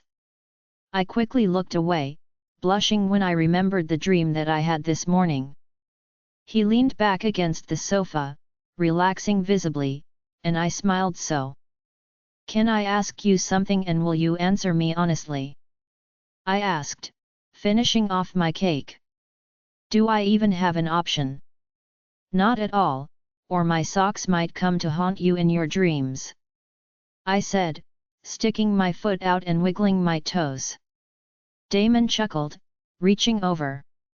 He grabbed my foot, making my stomach flutter. These tiny feet can't scare me," he teased. My stomach jumped when he smiled. His eyes met mine and his smile faded. I couldn't bring myself to look away from those eyes that always held warmth. "Talk to me," I whispered. "What do you want to know?" He asked quietly, letting go of my foot, but not after brushing his thumb across it gently. "Everything." Chapter 21. Raven. I reached over and took his hand. I don't care what anyone thought, I didn't feel guilty about Liam right now either, this was one friend to another. I needed to know, before we had this sit down, I wanted to know what was inside Damon's head, because I knew he wouldn't be able to be completely honest in front of Liam. Damon stared down at our hands, before turning towards me and placing his mug down. He blew out a breath before nodding. "I messed up. Unlike Liam, who stayed true to you, I didn't.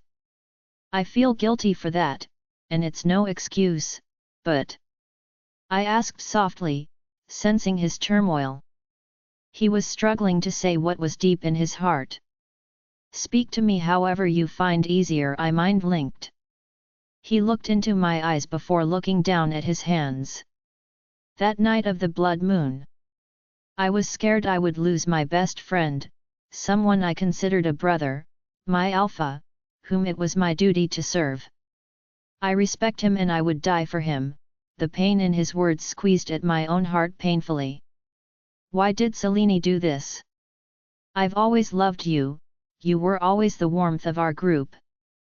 Kiara was the heart, but you were always that bright flame that wrapped us all in your warmth.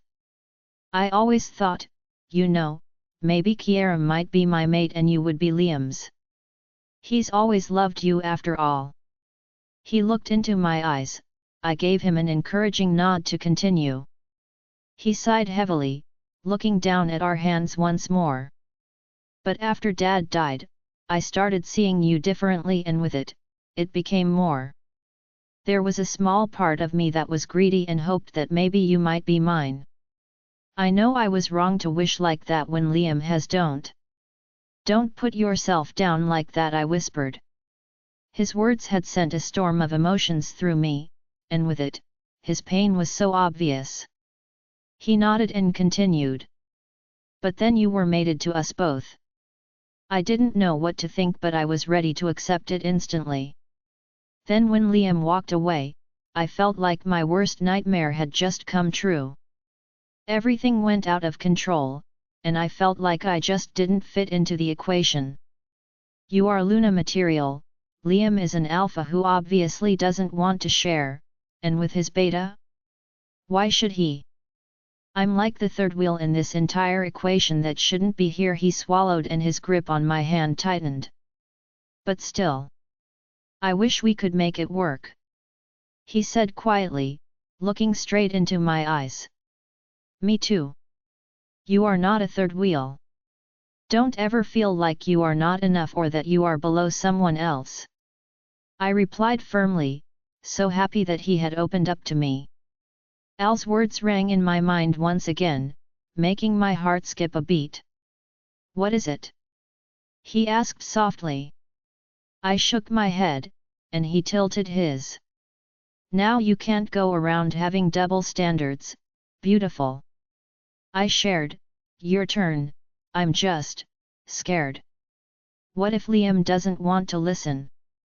I asked, the fear I had been trying to suppress for so long coming to the surface. He raised my hand to his P.S.K., sing it gently, sending tingles of pleasure through me. "I promise you, you won't have to ever choose between us. No matter what," he said with a soft smile, yet there was a confidence in those words, although I couldn't understand the emotions in his eyes. Despite that smile, despite the love and warmth on his face, I felt a sliver of doubt. Why did those words of his scare me? "Now shall we drink that hot chocolate and actually watch this movie?" he asked. I smiled, pushing my doubts away, feeling a lot better. Sounds like a plan, but I get to choose the movie, I said, grabbing the remote. That isn't fair. Life isn't fair, dear boy, I said, smiling as he chuckled. Please, Selene, let stuff work out. Please. Training was over and I felt exhausted. I had ended up falling asleep at Damon's, waking up to find that I was in his bed, but he wasn't there. I came downstairs to see he had slept on the sofa. I had thanked him before rushing from the house to get to training on time. I had just returned to the pack house when I saw Liam leaning against the wall near my door. Hey, you didn't come home last night, everything okay? My heart skipped a beat, and although I shouldn't feel bad, something about those sharp cerulean eyes watching me made my heart thump. Yeah, I was at a friend's and ended up falling asleep watching a movie, I said, praying that Damon's scent wasn't all over my prayer that was in vain.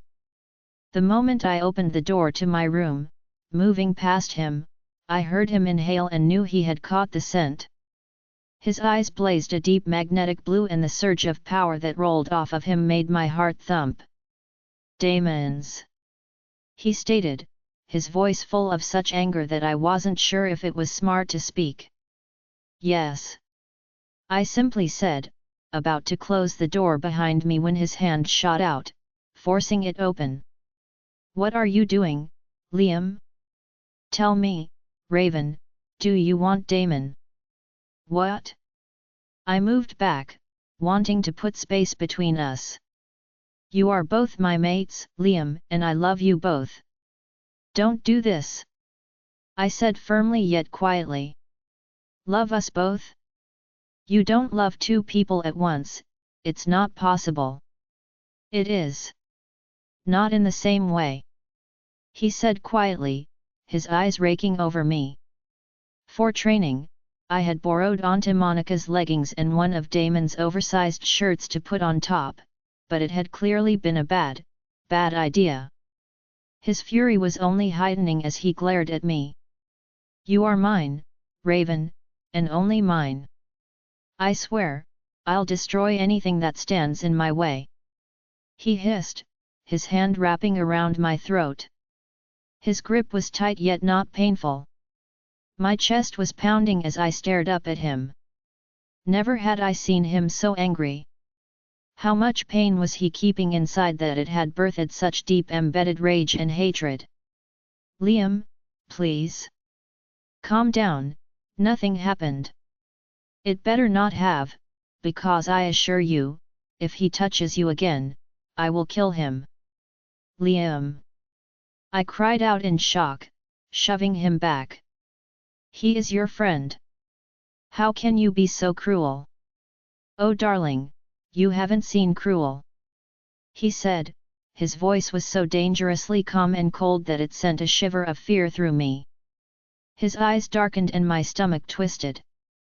The burning dark navy shade of his eyes was something I had never seen before. I backed away, my own heart thundering loudly. He reached over suddenly, grabbing my shirt and yanking me towards himself roughly. In one swift moment, he ripped it right off of me, tossing it to the ground. Although not once did his gaze dip down as I crossed my arms over my CH3ST, which was clad only in a black BR*A, I still felt humiliated. A surge of pain and hurt rushed through me, but he simply glared coldly into my eyes. Reaching over, he grabbed my chin, jerking my head upwards. Let me make this clear to you one final time. You are mine and only mine. Chapter 22. Liam. I turned, leaving her standing there looking devastated. The anger that was burning through me was out of my control. No matter how much I tried to calm the storm within me, I couldn't. I needed to get away from here before I did any damage. I rushed down the stairs. The anger of my wolf was out of my hands now. My claws and teeth were already out and I was just trying to make it to the door. My feet hit the bottom step just as one of the Omegas stepped out, Alpha you're, I snapped my gaze towards her, my heart thumping dangerous. Her eyes widened, dropping the Tupperware box she had been holding out to me and backing away slowly before scampering away. Smart move. Ripping the door open and almost off the hinges, I rushed out, shifting and running into the woods. Needing a break from everything deep down, I knew the jealousy and anger that was festering inside of me was only growing with each passing day. Returning home, I thought I'd be able to rein in the anger and hatred that had built inside of me. But now, I wasn't able to, I was losing control. The dark thoughts that consumed my mind, the words that I spoke and the way I reacted, were all foreign to me too. I felt like shutting off and unleashing my wrath upon everything around me, but I couldn't. I was the alpha and it was my job to protect, not destroy. I don't know how long I ran, but when the sun began to set, I headed back towards pack grounds. I was a lot calmer now, and after my initial surge of anger, I felt like crap for ripping her top off. Seeing it annoyed me off, not to mention she spent the night there. I needed to apologize to her. There was so much crap that was going on. If Dad, Mom, and Damon weren't so against it, I would have questioned everyone in this pack until I got to the bottom of it. It would make things so much easier. I stopped outside a small cottage that stood at the edge of the woods. Shifting back, I grabbed the key from beneath the step where I stored it and unlocked the door. This was a cottage that once belonged to someone very important to us, Grandma Amelia. In her will, she left this place and its contents to me, apart from the medicinal books that belonged to our grandfather's brother, her mate. Those went to Kiera. Stepping inside, I locked the door behind me and went over to the shelf, pulling off one of the pairs of joggers that I kept here. Since coming back, I had begun to clean this place. Somehow it was the only place I actually felt at ease. No matter how much time passed, or the fact that her scent had faded, this place still pulled me to it. Just like it did as a child, I loved to bring Kiera here. Sneaking away from home, sometimes she would suggest it and I would happily accompany her. The smell of cinnamon hung faintly in the air, and closing the curtains, I switched the light on. I walked over to the sofa and dropped onto it, the springs creaking under my weight. This place had been kept just as it was when Grandma Amelia died. This was the place where she had breathed her last, casting one last miracle before she went. Something she kept hidden was that she was actually of witch heritage. Although she was more wolf, she still had the abilities of a witch, and with her last breath, she had used her powers to save Azura's life. Mom couldn't bear to come here, the pain and the memory of this place were too much for her. Dad had said he would come in to check that the pipes didn't freeze over or anything in winters, but it had been empty since I had left.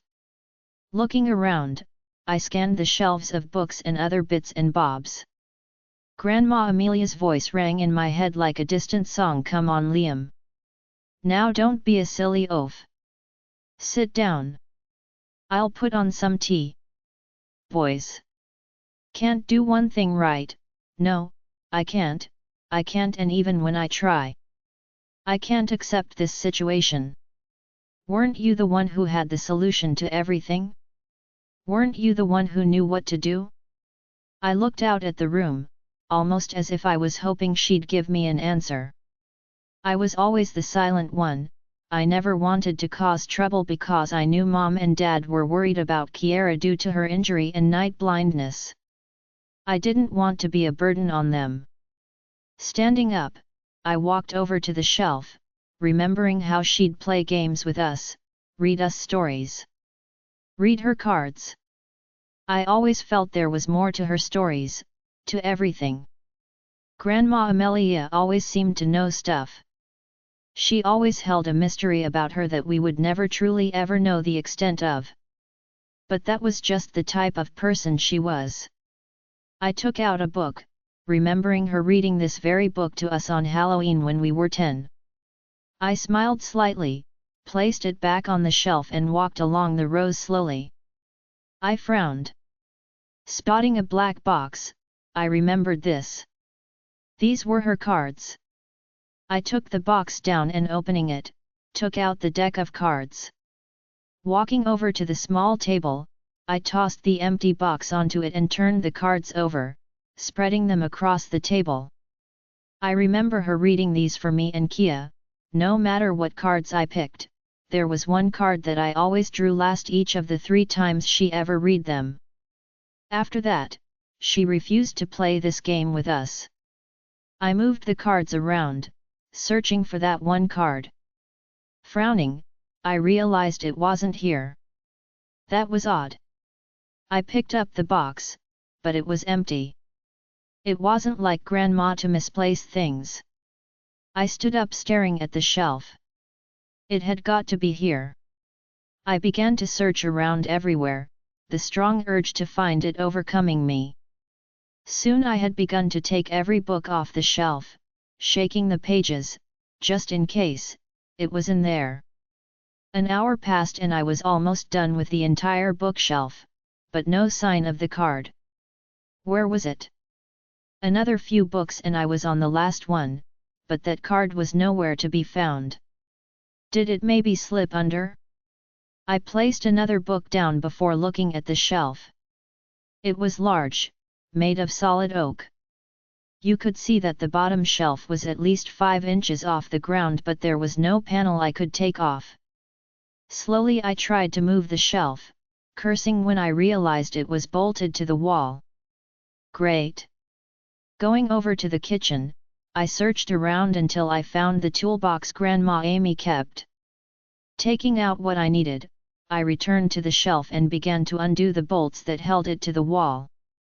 20 minutes later, I was able to move it away from the wall. Nothing, that was a waste of time. I was about to turn away when my gaze fell on a slight uneven floorboard that looked loose. Crouching down, I used the screwdriver to pry it up. Looking inside, my gaze instantly fell on the old, cracked leather-bound book that lay inside. It was extremely old. What the heck was it? It held far too much dust as well. How long had it been in here? Picking it up, I blew the layer of dust that had settled upon it away, coughing as dust erupted around me. Moving away from the cloud of dust, I wiped my arm over the book, trying to read the words on the cover. But they were too faded to make out, even with my sharp eyes. Sighing, I unwrapped the strap and flipped it open. An old manila envelope fell out. I picked it up, frowning when I recognized Grandma Amelia's cursive writing. But what made my heart race was the words upon it. To my dearest Liam. I placed the book down and ripped the envelope open. What was this? And why was it hidden? It was clear that it had been written and sealed many years ago.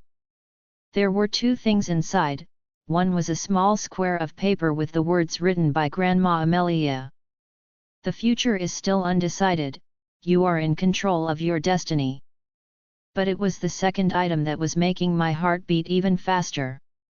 It was a card, nothing special in appearance. The image upon it was of a man standing alone looking towards the darkness. Above him, a shadow of a deformed humanoid being with long claws where hands would usually be. They were digging into the man's back as it leaned over him, casting him in darkness.